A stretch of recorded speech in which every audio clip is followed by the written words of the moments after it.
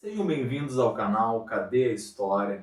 A história está sempre próxima de nós. Eu te convido hoje para vermos 5 questões fundamentais sobre o que foi a Reforma Protestante.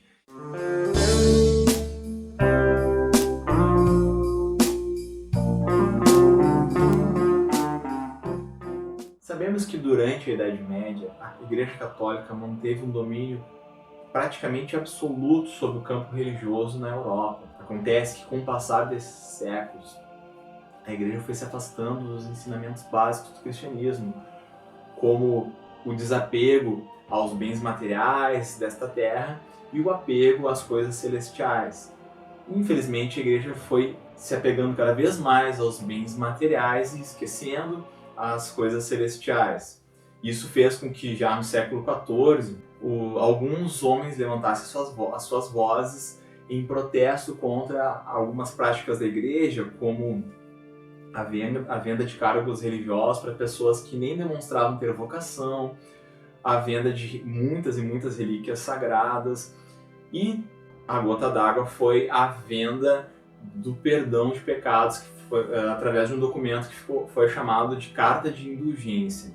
Então, a questão número 1, fundamental, é o que levou Martinho Lutero a ter êxito na sua reforma. Aqueles homens que levantaram suas vozes no século XIV foram duramente perseguidos. Um deles, John Hus, acabou sendo morto na fogueira. A Igreja Católica era a instituição mais poderosa da Europa naquele momento. Quem se levantasse contra ela era duramente reprimido. Mas veremos que Martinho Lutero estava num local diferente, num contexto histórico diferente. Então, ele contou com o apoio do príncipe Frederico da Saxônia, foi algo importante para o sucesso das suas ideias. E também, quando Lutero começou as suas críticas, já tinha sido inventada décadas antes a prensa móvel, um equipamento maravilhoso que permitiu a reprodução de documentos, de escritos, de uma forma muito mais rápida do que apenas copiar com a mão e passar adiante, né, algum escrito, algum livro. Mas você deve estar se perguntando, quem foi Martinho Lutero?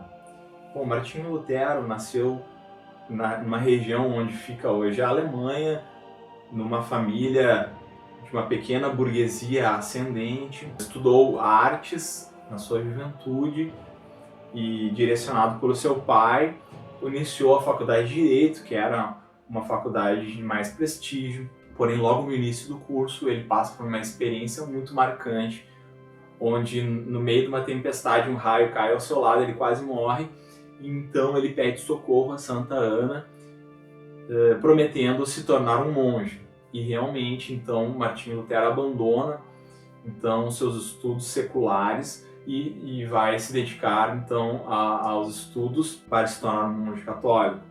Isso em 1505. Logo, alguns anos depois, então ele é enviado à cidade de Wittenberg, a cidade que se torna o palco principal da Reforma Protestante, onde ele vai se dedicar ao estudo do Novo Testamento, e lá ele se torna um doutor em teologia.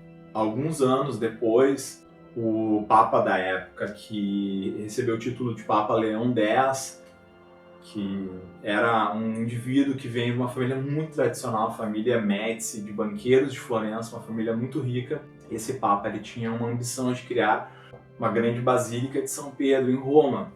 E para isso, para arrecadar fundos, ele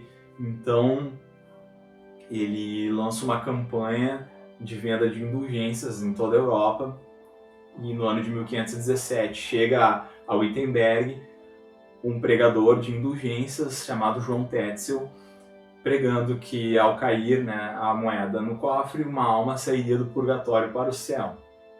Essa pregação, obviamente, revolta Martinho Lutero, que acaba então escrevendo as suas famosas 95 teses, que para muitos, né, ele afixou essas 95 teses na porta da igreja do castelo de Wittenberg, mas para outros ele apenas escreveu e enviou essas teses para lideranças religiosas daquela época. E a questão número 3. Quais foram os principais alvos da crítica de Lutero nas suas teses? Lutero foi muito ousado. Ele falou nas suas teses explicitamente que estavam errando os pregadores de indulgência que afirmam que a pessoa é absolvida de toda a pena e salva pelas indulgências do Papa. Então, o principal alvo da sua crítica eram essas indulgências, essa venda do perdão de pecados.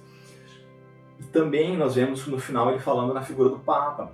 Lutero, sabendo a origem nobre do Papa, a origem burguesa, melhor dizendo, do Papa, ele, então, na tese 86, ele questiona por que o Papa, cuja fortuna hoje é maior do que a dos mais ricos aristocratas, não constrói com seu próprio dinheiro ao menos uma basílica de São Pedro, ao invés de fazê-lo com o dinheiro dos pobres fiéis.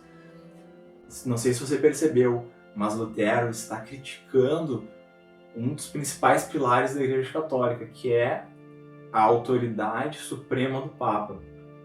E óbvio que isso gerou problemas, perseguição para ele. Na tese 62, Lutero faz uma defesa. Ele coloca aquilo que ele defende. Ele diz que o verdadeiro tesouro da Igreja é o Santíssimo Evangelho da glória e da graça de Deus. Aqui Lutero passa já a defender, então, não um bem material, não uma boa obra, mas sim a fé, e aos poucos ele vai desenvolvendo essa ideia da salvação pela fé.